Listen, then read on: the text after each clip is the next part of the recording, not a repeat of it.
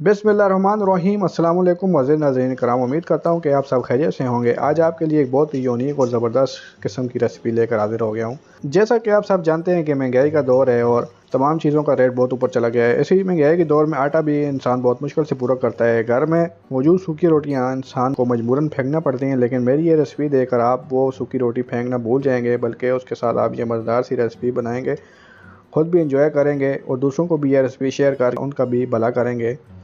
तो शुरू करते हैं आज की अपनी रेसिपी। अल्लाह का पाक नाम लेकर जो बड़ा मेहरबान और नहायत रहम करने वाला है। ये जो बची हुई दिन की या रात की रोटियां सूखी थी, इनको हमने छोटे छोटे टुकड़ों में काट दिया है। अगर सख्त हो तो थोड़ा पानी शामिल कर दीजिएगा। यहाँ एक पैन लिया है, इसके अंदर हम 3 से 4 टेबल स्पून कुकिंग ऑयल शामिल कर देंगे और साथ 1 टीस्पून देसी घी भी शामिल किया है। अगर आपके पास नहीं है तो घबराने वाली कोई बात नहीं, आप स्किप भी कर सकते हैं।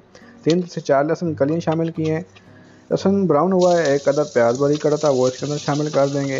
प्याज को भी गोल्डन ब्राउन करने के बाद 2 से 3 ग्रीन चिली है वो भी इसके अंदर हम शामिल करेंगे और इसे अच्छी तरह से पकाएंगे। इसके बाद एक आलू लिया है बारीक काट के, वो इसके अंदर शामिल कर देंगे। सब्जियां कोई भी आपके पास अवेलेबल हो, कोई मसला नहीं है, आप डाल सकते हैं। आधी शिमला मिर्च वो भी बारीक काट के हमने इसके अंदर शामिल कर दिए। इन तमाम सब्जियों को अब अच्छी तरह से पकाएंगे। एक टमाटर लिया है, ऐसे भी हमने बारीक चॉप कर लिया था।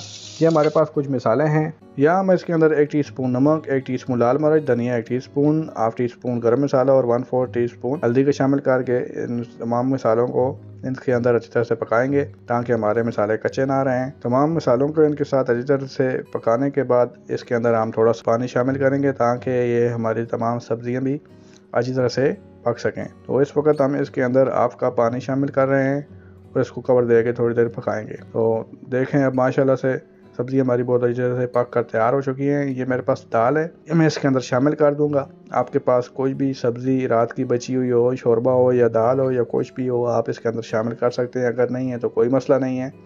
अगर ये शामिल करेंगे तो इससे आपको एक बहुत ही अच्छा फ्लेवर मिलेगा। माशाल्लाह हमारी ये तमाम चीज़ें पक चुकी हैं। अब हम इसके अंदर 2 से 3 कप पानी शामिल करेंगे। आप अपने हिसाब से पानी शामिल करें, जितने आपके पास रोटियाँ हों उस हिसाब से आप ये ग्रेवी भी बना सकते हैं और पानी भी उस हिसाब से आपने इसके अंदर शामिल करना है।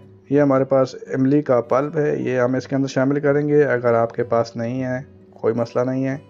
अगर अचार अवेलेबल हो तो वो भी डाल दें, अगर ना हो तो कोई मसला भी नहीं है। अब इसको कवर दे के हम 10 मिनट के लिए पकने के लिए छोड़ देंगे। तो 10 मिनट गुजर चुके हैं। देखें शोरबा बहुत ज़बरदस्त किस्म का हमारा तैयार हो चुका है।